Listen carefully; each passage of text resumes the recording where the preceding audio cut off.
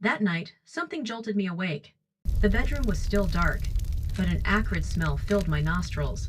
As I tried to sit up, my eyes began burning, and smoke poured into the room. Fire! My heart sank as I realized what was happening. I stumbled out of bed, trying to find the source, but thick smoke made it impossible to see. The room grew unbearably hot, and flames blocked the window. I called out desperately for my husband and children, but the painful reality hit me. They weren't there anymore. My husband had passed away years ago, and my kids had moved out. My body wouldn't cooperate. Gasping for air and coughing violently, I crawled across the floor, my hands finding only broken glass and fallen picture frames. Is this how it ends? Decades of memories flashed through my mind. Through the fear, I saw the faces of my son Jason and daughter Emily. Their last visit kept replaying in my head, especially the strange things they'd said. Just as I reached toward the window for help, I heard sirens. Neighbors had called 911. Firefighters broke down the door and carried my unconscious body out of the flames. When I woke up in the hospital, a nurse told me, "You're very lucky.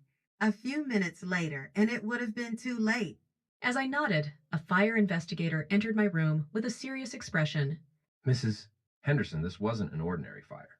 We found evidence that the gas valve in your kitchen was deliberately tampered with. I froze. Deliberately? What do you mean? There were no signs of break-in. Someone who knew the house well did this intentionally. My mind went blank. Who? Why? Then it hit me, the conversation with my son, Jason, a few days before the fire. When the nurse handed me the hefty medical bill, I suddenly remembered Jason's words. Mom, you have fire insurance, right? These days, not having coverage can really ruin you. At the time, I'd appreciated his concern, but now, his tone seemed oddly suggestive. My younger daughter Emily arrived at the hospital, her eyes swollen from crying, carrying a thermos. Mom, I was so scared. Thank God you're alive. Thank you, sweetheart. Where's Jason? Emily hesitated.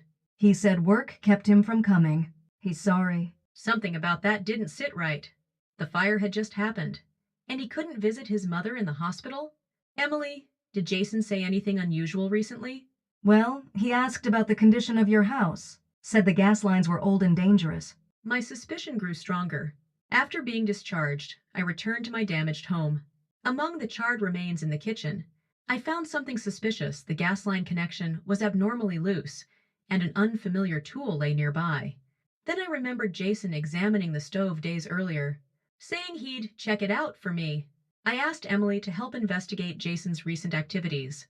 What she uncovered was shocking. Jason owed millions in gambling debts and had creditors threatening him. I decided to confront Jason directly. When I asked where he was during the fire, his eyes betrayed him. He stammered excuses, but his guilt was obvious. I dug deeper, visiting the loan offices and casinos he frequented.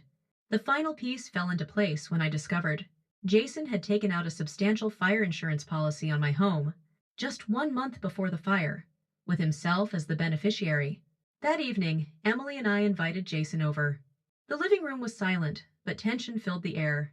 On the coffee table lay insurance documents, debt records, and security camera photos. Jason's face went pale when he saw them. Jason, I know everything. Every single thing you did. Mom, what are you talking about? I pushed the insurance documents toward him. Emily couldn't hold back. Stop lying! These security photos show you near the gas line the day before the fire. Jason finally broke down. I'm sorry, but I had no choice. The debt was over $5 million. They threatened to kill me. Mom's assets could have paid it all off. I had to do something. So you chose to kill your own mother to save yourself? I asked quietly. Emily shouted. You came to visit and pretended to care while planning to murder her. Jason stood up suddenly.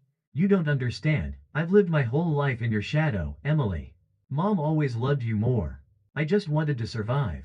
I remained firm. Jason, go to the police and confess everything you did, or I'll report you myself. Emily picked up her phone and called 911. I need to report a crime. My brother attempted to... Jason tried to grab the phone, but Emily pulled away. Jason, stop. You need to face what you've done. It's the only way our family can heal. When the police arrived, Jason looked at me with tears streaming down his face. Mom, please forgive me. I'm sorry, I really am. I shook my head, holding back tears. Jason, if you truly regret this, prove it with actions, not words. I can't protect you anymore. Facing the consequences is the last act of love I can give you. As Jason was led away in handcuffs, he kept repeating, I'm sorry, Mom. I'm so sorry. After he left, the house fell silent. I collapsed on the sofa, sobbing. Emily sat beside me and took my hand. Mom, this isn't your fault. Jason made his choices. You did your best for both of us. Time passed. Jason awaited trial in custody, while Emily and I rebuilt our lives together. One day, a letter arrived from him. Mom, I think about what I did every night.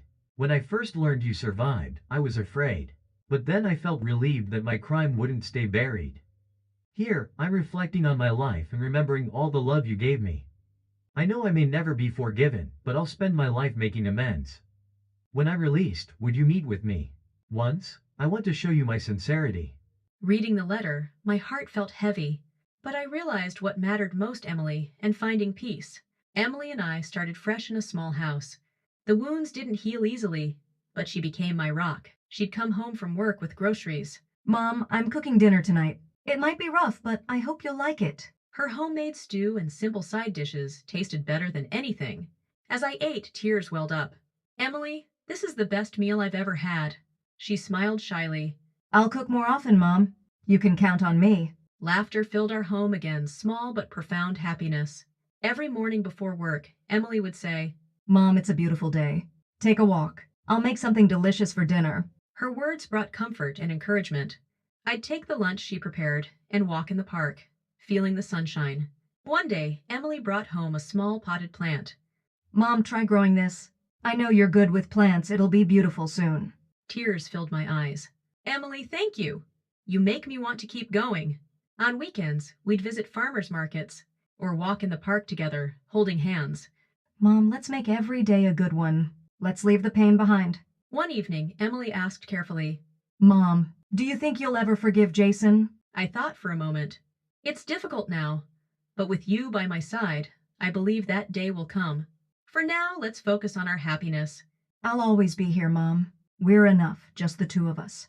That night, I stood before my late husband's photograph. Honey, Emily is keeping our family together. You can see us from heaven, can't you? Under the moonlight.